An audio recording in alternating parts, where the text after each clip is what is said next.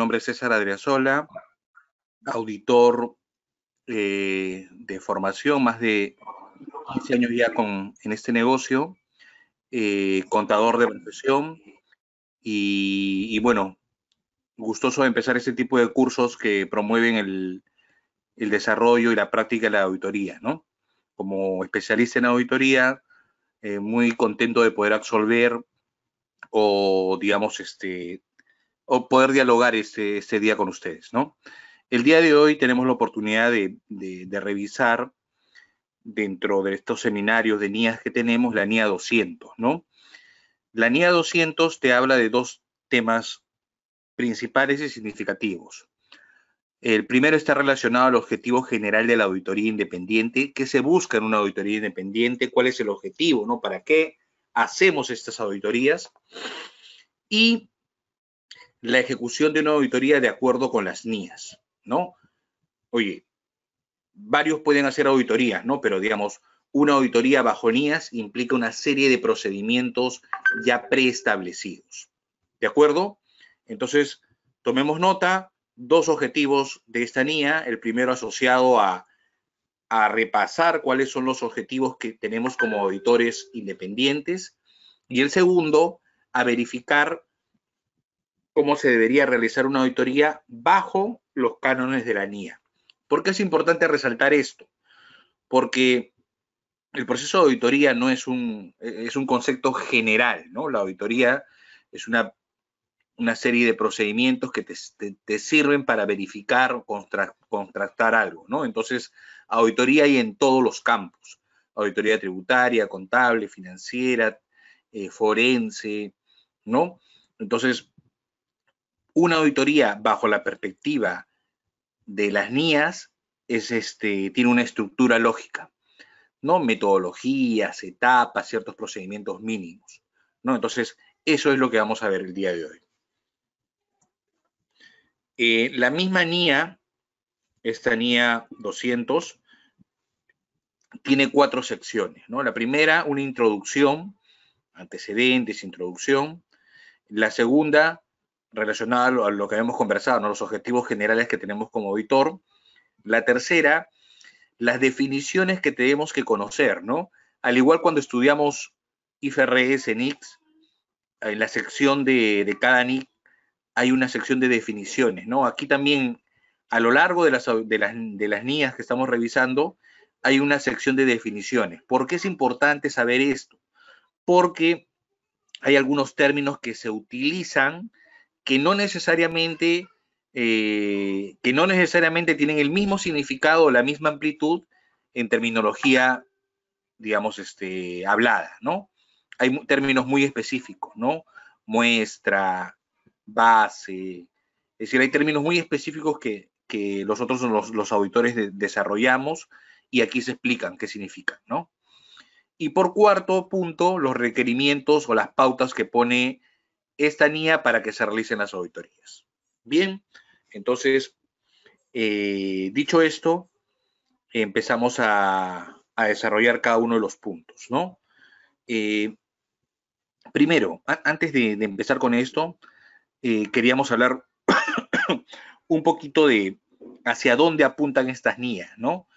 Estas NIAs son de preparación de información financiera, ¿no? Ahorita hago como un espacio aquí, ¿no? Para situarnos. Y la preparación y presentación de la información financiera se realiza dependiendo hacia dónde va dirigida. Es decir, muchas veces tiene distintas bases de preparación, presentación. A eso se le conoce como el marco de preparación de la información financiera. Entonces, a ver, para aterrizar los temas. Transacciones económicas, información financiera, estados financieros, ¿no? El objetivo de un contador es preparar estados financieros para la lectura y el entendimiento de la información. ¿De acuerdo? Entonces, ese es el primer grupo de información. Ya hubo un grupo de personas que las juntó, las preparó, las analizó y preparó un estado financiero. Y aquí viene el tema, ¿no? Oye, ¿y en base a qué los preparó? los preparó en función a un marco de preparación. César, ¿y qué es un marco de preparación? Son estándares, son normas que rigen justamente para la preparación de la información financiera. IFRS, US GAAP, Alemania GAAP, Australian GAAP, Peruvian GAAP, cualquier marco de preparación desarrollado, estructurado, sirve para la preparación de la información financiera. Lo que ocurre en el mundo es que en un mundo tan globalizado, no podemos cada uno preparar información de acuerdo a nuestra perspectiva, idea, ¿no? Es como si en una sala o en este momento estuviéramos en el call y yo estuviera hablando en español, alguien solamente entiende inglés, una persona solamente conoce mandarín, no nos entenderíamos. Entonces, lo que buscan estos estándares es que no existan estándares por país, sino que los estándares sean globales, que estas normas no solamente apliquen a una región, sino a todo el globo terráqueo. Bajo esa premisa, en el tiempo, las normas que no han estado tan consolidadas, no han sido, digamos, tan fuertes, han ido desapareciendo, dando lugar a, digamos, marcos o estándares globales fuertes que existían o convivían, pero como ellos eran más sólidos o daban más confiabilidad a sus usuarios, son los que han prevalecido. Dicho esto, las IFRS y los US GAAP son los dos marcos de preparación de información financiera que han prevalecido en el tiempo y que permanecen ahora. Y que son utilizados por las grandes compañías cuando quieren preparar su información financiera, ya que estos son marcos de preparación. ¿Por qué hago esta introducción? ¿No? Y yo decía, ¿no? Primer escenario, preparación de la información, donde el responsable es el contador y se guía de un marco de preparación. Segundo escenario, las personas quieren revisar o quieren usar esa información, pero hay que tener en cuenta que esa preparación, si bien es cierto, ha sido realizada por expertos dentro de la compañía, son justamente personas dentro de la compañía que pudieran tener la intención de distorsionar alguna de estas cifras, ¿no? Ya sea con intención o por error. Entonces, para evitar esto y para darle una mayor confiabilidad a la información, se crea el proceso de auditoría financiera, ¿no? Que es verificar que el contador o la gerencia ha preparado sus estados financieros en función a lo que él ha declarado y que ahora sabemos que universalmente es concebido, estos estándares globales, ¿no? Entonces, ya vamos aterrizando un poquito, ¿no? La auditoría o las NIAs son las normas internacionales que los auditores tenemos, es decir, una serie también de procedimientos, estándares, actividades que tenemos que hacer para asegurarnos de que el estado financiero cumpla en todos sus aspectos significativos con esta información o con esta base de preparación. Entonces, la gerencia, el contador preparan y el auditor certifica, verifica, revisa esas afirmaciones. ¿De acuerdo? He utilizado un término que vamos a tocar en adelante y que, digamos, va a ser común para ustedes en adelante. Es el concepto de las aseveraciones, las afirmaciones. A ver, voy a abrir un Excel para que ustedes puedan visualizarlo acá tengo un Excel. Les estoy mencionando el tema de aseveraciones, ¿no? Las aseveraciones también son conocidas como afirmaciones, ¿no? Es lo que asevera la gerencia de la compañía. Son afirmaciones. Es lo que afirma el management, la gerencia de la compañía, sobre los estados financieros. Y aquí aparecen las famosas aseveraciones, ¿no? Que se llaman, sí, no sé si se aprecia. ¿Me confirman, por favor? Sí se ve, doctor. Sí podemos ver. Ya. Estas pequeñas letritas son las siglas, se puede decir, de los términos que se utilizan. CIABOT, ¿no? Son términos en inglés, esto también integridad, ¿no? Existencia. Ahorita les voy a explicar qué significa cada uno, ¿no? Este era occurrence, exactitud, valuation, evaluación, obligación y derecho, y adecuada presentación. Ahorita va a encontrar sentido esto que les he dicho. Todos sabemos que el auditor solamente certifica los estados financieros, ¿no? Le pone su dictamen. Pero ¿quién es responsable del estado financiero como tal? La gerencia de la compañía. Entonces, como ellos son responsables, ellos están indicando a sus usuarios, indicando a las personas interesadas en su información financiera, llámese bancos, acreedores, proveedores, accionistas, qué sé yo, gerencias, inversionistas, que sus estados financieros son reales, que son una representación fiel de las transacciones económicas. Y para decir eso tienen que decirlo así: mis estados financieros contienen la integridad de mi información. Las operaciones que reporto en ese estado financiero existen y son exactas. Mis activos están adecuadamente evaluados, ¿no? Y he registrado todas las obligaciones y derechos que me corresponden. Asimismo, mis estados financieros están adecuadamente presentados, ¿no? Y así como he hecho una afirmación general de los estados financieros, también puedo hacer una afirmación específica. Cuentas por cobrar. Entonces yo tendré que decir aquí las cuentas que figuran como derechos o por cobrar corresponden a un listado total e íntegro de todas las facturas al 31 de diciembre. Yo les puedo asegurar que esa información existe, ¿no? Es decir, que el cliente A, B, C o D o que detallo existe. Y él me debe lo que yo tengo registrado. Él tiene un pasivo, yo tengo un activo, él me debe ese importe, ¿no? Asimismo, esta cuenta no tiene un deterioro, o si ya lo tiene, ya lo registré. Entonces está adecuadamente valuada, ¿no? Y esto representa para mí un derecho, una obligación, ¿no? En este caso un derecho, ¿no? Y asimismo, imaginémonos que tengo cuentas por cobrar a largo plazo, las cuentas por cobrar a largo plazo se encuentran debidamente presentadas, ¿no? Es decir, separadas la parte corriente de la no corriente. Entonces, miren, señores, la gerencia nos manifiesta algo sobre sus estados financieros. ¿Y nosotros qué tenemos que hacer?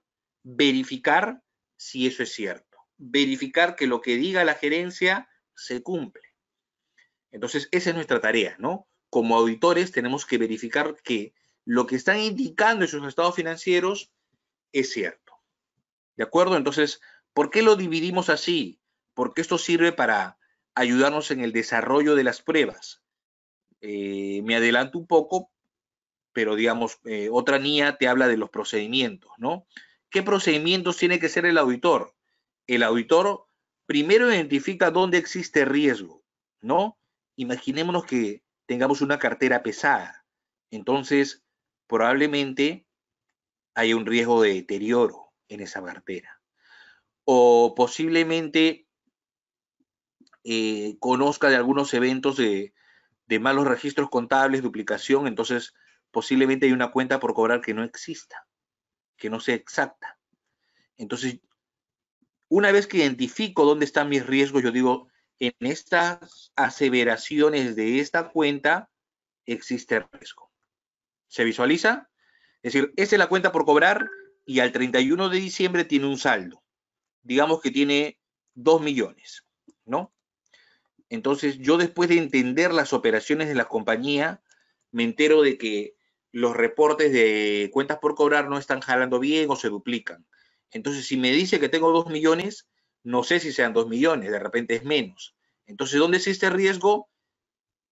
En la existencia de esa cuenta por cobrar, en la exactitud de esos importes. Voy marcando esos riesgos, ¿no? Acá y acá. Asimismo, me dicen que hay un grupo de clientes que no me está pagando, se está retrasando. ¿Dónde existe el riesgo? Acá, ¿no?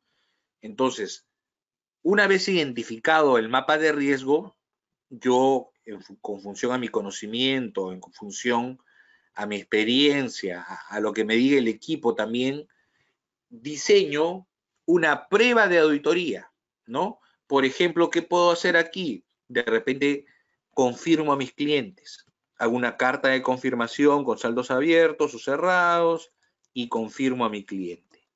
Y él me dice, sí, César, yo te debo al 31 de diciembre, te debo 3 partidas. Ah, entonces esas partidas sí existen. Y asimismo, te indico que esas 3 partidas suman 2 millones. Ah, perfecto. Entonces son los 2 millones que yo tenía ahí. Sí cumple. Pero no hice o debía hacer un procedimiento para ver, no sé, la antigüedad y asegurarme, quizás, o lo más seguro es que sí, porque existía un riesgo de esto, ¿no? Entonces, yo identifico riesgos en las cuentas por cobrar y para cada una de las aseveraciones. Y una vez que se identifiquen, tengo que realizar un procedimiento para asegurarme que el riesgo no ha impactado en mi estado financiero. ¿De acuerdo? Entonces, más o menos esa es la dinámica, ¿no? Ahorita estamos revisando información financiera para asegurarnos de que esté adecuadamente registrada. ¿Hay preguntas, creo? A ver. De momento no tenemos preguntas, doctor César. Ahí estaba sonando, pero creo que debe ser otra cosa. Ya. Ya, entonces, alcance de esta NIA. Esta NIA nos habla de los objetivos que tenemos que tener como auditor independiente. Precisa también los objetivos generales de la auditoría como tal. ¿Dónde está? Ya. Voy a ocultar la cámara porque es algo muy... Ya. Y te habla de las NIAs que están referidas a una auditoría de estados financieros, ¿no? Hay que entender que estas NIAs han sido pensadas en auditoría de estados financieros, ¿no? Entonces, miren, estas NIAs pueden ser utilizadas para cualquier tipo de auditoría, como les decía, porque son una guía práctica, han desarrollado mucha metodología, mantiene muchas técnicas. Entonces, un auditor tributario pudiera seguir las pautas de las NIAs. Un auditor forense, en algunos trabajos de forense, tomamos parte de las NIAs, ¿no? Oye, primero hay que planificar, después ejecutar, después informe. Estoy tomando la parte de las etapas. Una auditoría específica de muestras también toma un concepto de la materialidad. Entonces, estas NIAs han sido pensadas en preparación de la información financiera, pero pueden ser usados por otros usuarios como base, como guía, si es que ellos no tienen una mejor guía, ¿no? Pero han sido pensadas en auditorías financieras inicialmente. ¿De acuerdo? En la auditoría financiera, claramente hay 3 secciones, ¿no? Primero, definir quién es responsable de la información. Como yo les adelanté, ya sabemos que el responsable de la información es la gerencia, ¿no? Después, esta misma sección nos habla de que tenemos que tener un aseguramiento razonable. Y aquí viene el término, ¿no? Mira, dicen aseguramiento no completo, no total, sino razonable. Entonces, el concepto de la auditoría no es revisar todo. El concepto de la auditoría, y ustedes mismos lo vieron en esa cuenta por cobrar, no es que hagamos o nos llenemos de procedimientos, sino es identificar lugares donde pudiera haber potenciales errores, hacer pruebas para asegurarnos que no y recién ahí dormir tranquilos. ¿De acuerdo? Entonces, aseguramiento, pero razonable, no total, ¿no? No voy a revisar hasta el fondo, hasta el final o todo para poder concluir que está bien un saldo. Yo tomo muestras y en función a las muestras pertinentes, bien identificadas, tendré la tranquilidad de hacer mi servicio, ¿no? Ya. Y el tercer concepto, miren, riesgo de auditoría, materialidad y juicio profesional. Cuando uno realiza una auditoría de estados financieros, se combinan todos estos conceptos. ¿Cuál es el riesgo de un auditor? O el riesgo de auditoría. Nosotros en la sociedad donde trabajábamos utilizábamos un término muy común, ¿no? Oye, todos nos podemos equivocar, pero no se te pueden pasar los elefantes, ¿no? Es algo que repetíamos muchos con los socios, con los gerentes, con los amigos, ¿no? ¿Y qué significa esto en auditoría? Te puedes equivocar en algunas partidas, puedes dejar o omitir algunos procedimientos, qué sé yo, pero lo que no te puedes equivocar es en aquellos conceptos importantes, aquellos conceptos que tienen riesgo, ¿no? Dejaste de revisar esa partida y era la más importante de la compañía. O obviaste un procedimiento y era de repente el más importante que se tenía que realizar. Entonces, y en ese sentido, ¿cuál es el riesgo de auditoría? ¿No? El riesgo de auditoría es el riesgo de detección, de que se nos pasen ciertas cosas, ¿no? Porque podemos tener toda la intención del mundo, pero en un momento, no sé, no estábamos concentrados o lo hicimos muy rápido y se nos pasó un tema grande. Entonces, el riesgo de auditoría es el riesgo de que el auditor pueda fallar, que en sus procedimientos no identifique algún error. ¿Cuántas veces he hecho pruebas y no he encontrado errores? No necesariamente siempre tiene que haber equivocaciones. ¿Qué tal si lo hacen bien? Pero yo al hacer las pruebas me estoy asegurando de que lo están haciendo bien. Entonces, tengo mayor tranquilidad para decir que ese procedimiento es válido, ¿no? Debo incorporar, el segundo concepto es materialidad. Debo incorporar el concepto de materialidad siempre. Y esto ya lo he repetido varias veces, ¿no? El auditor, hay una materialidad para el contador y una materialidad para el auditor. No necesariamente tienen que ser igual. ¿De acuerdo? Entonces, a ver, ¿dónde está riesgo materialidad? Entonces, la materialidad me permite a mí identificar qué evento es importante y cuál no lo es. Imaginémonos que, imaginémonos que la compañía, no sé, tiene un error en la depreciación, ¿no? De un activo. Se da cuenta este año y dice, uy, el error viene del año pasado. Pero como me han dicho que van a mover estados financieros, voy a aprovechar y voy a meter ese concepto, ¿no? Cuando sabemos que no corresponde, ¿no? Entonces, ¿qué es lo que tenemos que definir? ¿O para qué nos ayuda ese tema de materialidad? Para definir un rango, ¿no? Yo no me puedo matar haciendo los cálculos de, no sé, de cada uno de cada uno de los puntos, de cada uno de los temas. Tengo que seleccionar aquellos que puedan tener un impacto importante y trabajar sobre esos. Entonces, ¿dónde ataco? Aquellos aspectos materiales importantes. ¿De acuerdo? Entonces, la misma filosofía, la misma metodología. Yo me tengo que centrar en aquellos procedimientos que realmente causen un impacto en mis estados financieros. ¿Desde cuándo es vigente esta NIA?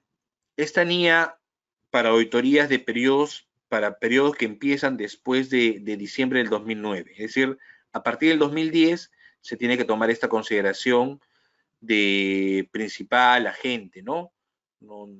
Creo que me habían comentado un caso muy parecido acá, ¿no? Pero digamos, hay que tenerlo mapeado ahí, ¿no? Para consultarle a Richard aprovechando que su visita también, ¿no? ¿Qué más? Objetivos de una auditoría de estados financieros. ¿Ya? Y aquí ya vamos a desarrollar punto por punto, ¿no? A ver, y esto es, digamos, lo que, de alguna forma, lo que representa el objetivo del trabajo del auditor, ¿no? Que es obtener una seguridad razonable sí sobre los estados financieros, ¿no? Si es que estos están libres de imprecisiones o errores significativos, ya sea debido a fraude o error. Y entonces, miren, pueden ser imprecisiones, es decir, oye, me he equivocado, está mal presentado, no está adecuadamente presentado, es costo, debió ser gasto, y ahí parece, es algo menor, ¿no? Son imprecisiones.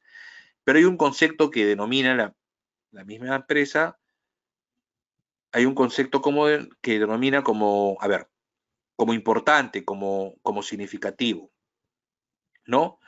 Entonces la compañía tiene que centrarse en corregir aquellos aspectos importantes, ¿no? Eh, Igual, este concepto va de la mano con materialidad, ¿no? Entonces, yo tengo digamos, revisar aquellos aspectos que considere relevantes, ¿no? ¿Para qué? Para obtener o expresar una opinión sobre si que estos estados financieros cumplen en sus aspectos significativos el marco de preparación financiera aplicable. Entonces, miren, resumiendo, tenemos que obtener una seguridad razonable, no 100%, una seguridad razonable, sobre si los estados financieros, ya sea individual o conjunto, están libres de imprecisiones o errores. ¿Qué es una imprecisión? Es una mala interpretación, una mala reclasificación. ¿Y qué es un error? Un error es te equivocaste. El año pasado el tratamiento que hiciste no debió ser. Si lo hacías bien, tenías un mayor o un menor impuesto que declarar. ¿Me siguen? Entonces, libre de imprecisiones o errores. Y la siguiente párrafo te habla de ya sea por fraude o error. ¿A qué se refiere con esto? Es decir, la misma norma te señala de que el error puede haber sido intencionado o puede ser que también haya sido no intencionado. Entonces la compañía tiene que identificar o se tiene que identificar estas situaciones, ¿no? Otro aspecto importante como objetivo de la auditoría es informar sobre los estados financieros y comunicar a los requerimientos de las NIAS con base a los resultados de la auditoría, ¿no?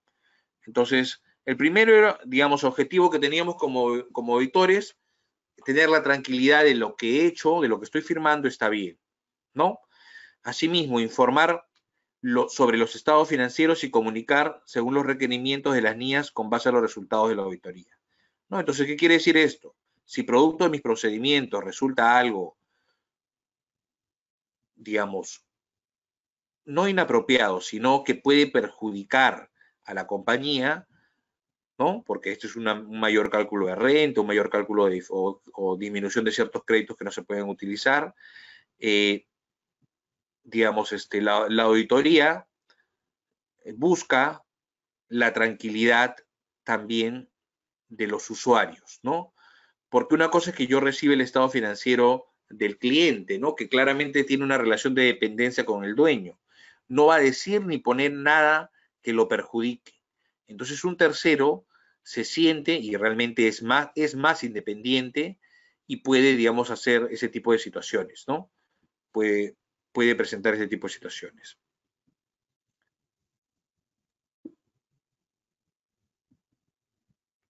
Ya, miren, acá hay una frasecita muy importante que ya nos lleva hasta la parte final de la auditoría, ¿no? Te dice, en caso que el auditor no pueda obtener una seguridad razonable y sea insuficiente para emitir una opinión, el auditor debe abstenerse de opinar, ¿no? Ya, estamos, ¿en qué escenario estamos? Estamos en el escenario de que no he podido tener cierta información. Entonces, si no he tenido cierta información, no voy a poder analizar, no voy a poder cuestionar, no voy a poder dar el visto apropiado.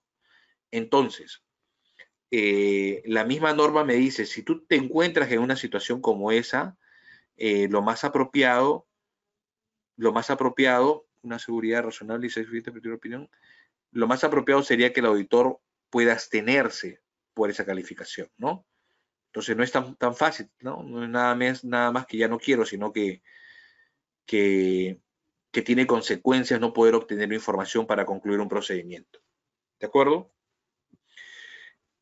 La tercera sección está asociado a las definiciones, ¿no? Que yo les mencionaba que era importante también. ¿Qué definiciones resalta esta NIA? Muy rápido. Primero, ya les conversé esto, ¿no? Marco de referencia conceptual aplicable para la preparación de la información financiera, ¿no? ¿Qué es esto? Es tu marco de preparación de información financiera. El más común actualmente, IFRS, ¿no? Es decir, la gran mayoría de las compañías presentan su información bajo IFRS. En el Perú hay, entre comillas, otro marco contable que es el Perú GAT, que ha quedado desfasado, ¿no? Sinceramente ha quedado desfasado y hay cierta información que obliga a las compañías a presentar información bajo un marco principal vigente. No se está cumpliendo, lamentablemente, pero ya existe literatura al respecto, ¿no? De poder considerar que el marco de preparación de información financiera son las IFRS en Perú. Es más, el Ministerio de Economía y Finanzas, ¿no? Mediante el Consejo Normativo de Contabilidad, promulga los IASBIS anualmente. Es decir, ellos se encargan de hacernos saber a todos los contadores por esta zona de la vigencia y aplicación de las NIF vigentes, ¿no? Entonces, ¿qué es esto? Yo preparo mi información financiera en función a un marco de preparación. Ese marco de preparación usualmente es NIF, puede ser US GAAP o puede ser cualquier otro, siempre y cuando esté bien sustentado. ¿De acuerdo? El otro concepto que se considera aquí es el tema de evidencia de auditoría, ¿no? A ver, las palabras se las lleva el tiempo, ¿no? Son las acciones las que te permiten visualizar realmente el desempeño, se podría decir, ¿no? Si hablamos así de fríos, tal cual sugiere esta NIA, ¿no? Porque esta NIA, ¿de qué me dice? Me dice que digamos, necesito poder soportar los procedimientos que he realizado. Así seas todo como hemos analizado por cualquier tercero, hermano, maestro, lo que fuese, ha llegado a la persona que estamos evaluando, y lo que tengo que verificar es la evidencia que puede tener por eso, ¿no? Yo afirmo que mi evaluación o mi costo posterior en el activo fijo es la reevaluación. Entonces, lo más probable es que yo tenga incrementado el activo y también incrementado el pasivo, las piernas. ¿Aló? Entonces, ¿se escucha? Entonces, yo tengo que asegurarme de por cada aseveración o por cada afirmación que está en el estado financiero, hacer procedimientos. Y la única forma de validar eso es dejando mi prueba o mi procedimiento plasmado. Entonces, para mí, esa es mi evidencia, ¿no? La evidencia de auditoría es poder sustentar. Estábamos hablando, perdón, del ejemplo del activo fijo tasado, ¿no? Entonces, ¿cuál sería mi evidencia ahí? Conseguir la tasación y validar la tasación de repente con otro especialista también. Entonces, en ese sentido, yo tengo que hacer una prueba, tengo que hacer un resumen, un memorando donde haga referencia a que existe ese memo, que ese memo indica tanto importe y por tanto no tengo que hacer ninguna modificación a lo que ya tasé, ¿de acuerdo? O a las referencias que tengo en libros de esos importes. Entonces, primero, ¿cómo se dio esto? Hoy existía un riesgo sobre el valor. Ya hicimos los procedimientos, después validamos que esté regularizado y ahora ya está regularizado, ¿no? Entonces, esa es la evidencia de auditoría, ¿no? Todo aquello que me soporte los procedimientos que estoy realizando. César, y si esa es la evidencia, ¿cuál es el riesgo? ¿Existe un riesgo asociado a esto? Sí, efectivamente existe, bueno, al menos aquí se hablan de dos riesgos, ¿no?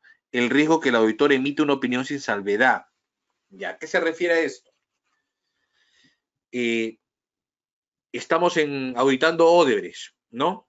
Y digamos, están tan apurados que me dicen, César, necesitamos el informe ahorita, pero faltan ciertos procedimientos. No, lo quiero ahorita. Y ya, pues preparamos el informe y le decimos que hemos avanzado hasta donde hemos podido, ¿no? ¿Realmente eso es lo que quiere el cliente? No, el cliente quiere que terminemos, ¿no? Solamente que por un tema de corte hemos tenido que realizar eso. Entonces, yo tengo que extender mis procedimientos para reducir esos riesgos, ¿no? Riesgo que el auditor emite una opinión sin salvedad. Ya, entonces, en el ejemplo, de repente esa cuenta por cobrar que yo tenía ya no existe, ¿no? Ya no es más. Entonces, yo, si no hago procedimientos sobre eso, es decir, yo he pedido las facturas, he pedido los pagos, imaginémonos que por error se ha digitado esa factura y aparece una factura sin sustento, ¿no? Naturalmente, si aparece una factura sin sustentos, ¿qué va a ocurrir? Va a incrementar el activo, ¿no? Y va a incrementar, ¿qué más? La venta, ¿no? Porque así nace. Ya, pero ¿realmente esta cuenta por cobrar es cobrable? Entonces, posiblemente tenga mis dudas al respecto, ¿no? Entonces, de repente en un escenario distinto era mejor, ¿no? Donde estaban todos contentos, donde se le pagaba bien y, digamos, estaba contento, ¿no? Pero mi riesgo está asociado a que yo emito una opinión errada, ¿no? Emití mi informe y dije, oye, no hay ninguna observación significativa.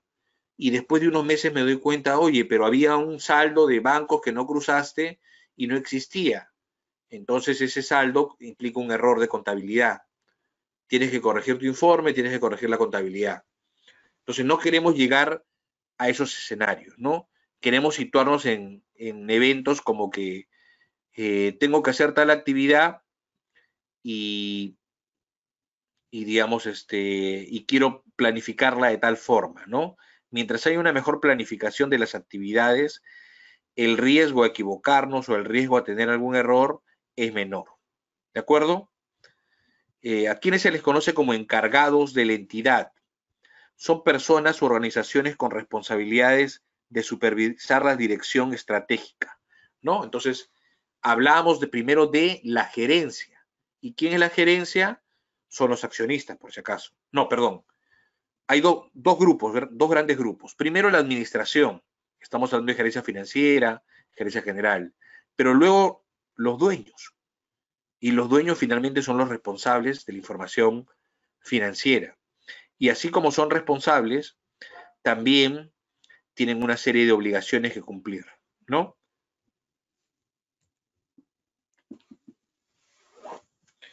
Estado financiero, ustedes ya lo conocen, no cabe resaltar más. 5 estados financieros, para fines prácticos estamos hablando de 4 en estas clases.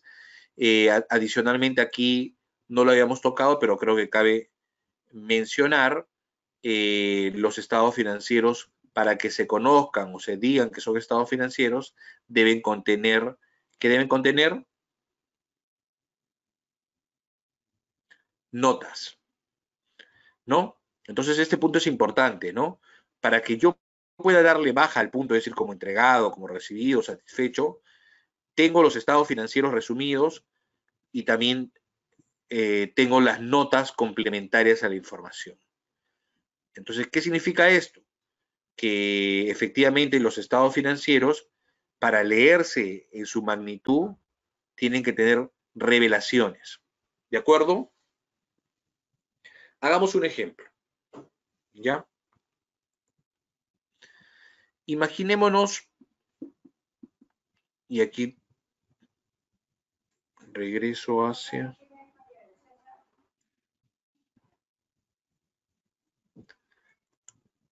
Regreso hacia un Excel, ¿ya? Estas son las aseveraciones. Y aquí me voy hacia una norma contable, una NIC 37, ¿ya?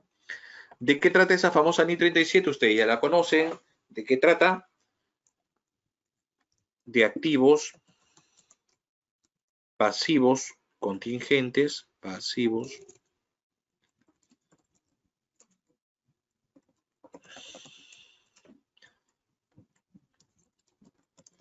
y de provisiones, ¿no? Ya, a ver.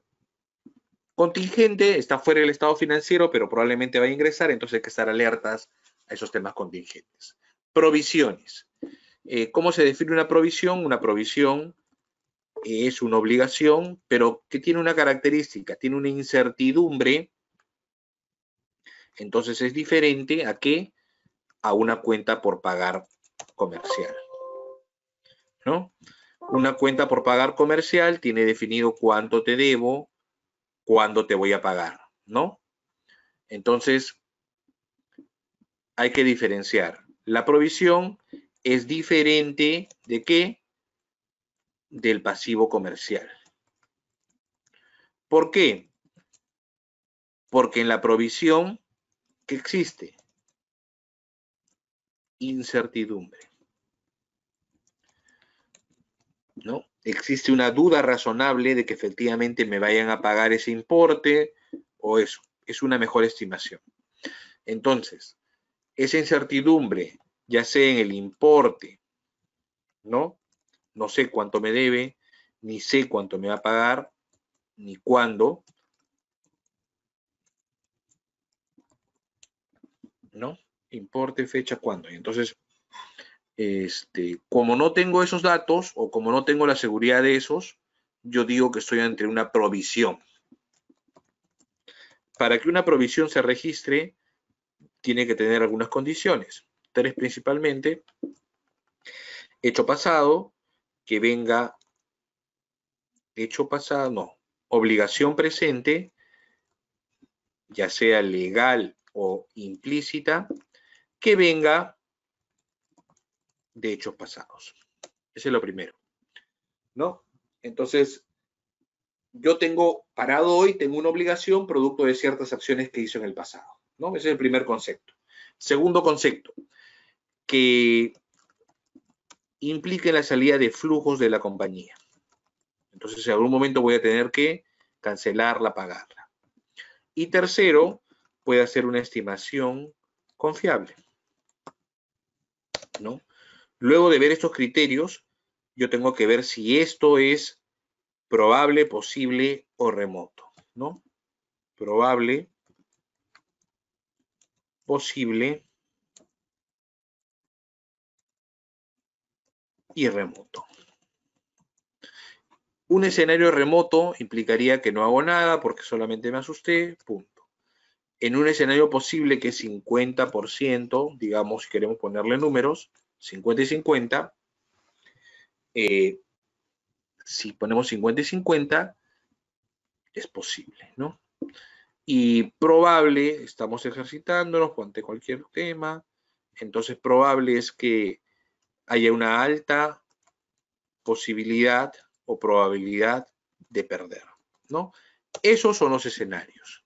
Alta probabilidad de perder, 50 y 50, y alta probabilidad de ganar, escenario remoto. Entonces, bajo esa misma naturaleza, yo por los remotos no debería hacer nada, porque es muy poca la probabilidad. Pero en los casos de posible 50 y 50 y probable, tengo que tomar otra medida para, digamos, mediar cuántos serían los efectos, ¿no? Pero, para amarrar con lo que le querías comentar, es que si fuese posible, ¿qué haría? ¿Qué acción debo hacer? Oye, si es posible, tienes que revelar a tus usuarios, pues. Tienes que decirle que hay un juicio, de repente no se le ha informado, hay un juicio importante, ¿no? Entonces, los accionistas, los inversionistas, las personas que necesitan la información van a poder asistir a esto y verificar que efectivamente pueda ocurrir, ¿no? Entonces, lo mínimo que tiene que hacer es informar, aseverar, hacer diálogo, ¿no? Expresar. Entonces, cuando hay una comunicación por parte, un juicio, yo tengo que hacer este caminito, ¿no? Evaluar primero, después cuantificar, ¿no? Probable, posible, remoto, y en función a ello, a la probabilidad de ocurrencia, hacer el registro, ¿no? Posible revelación, entonces se cae de maduro que el probable sea ¿Qué debe ser el probable?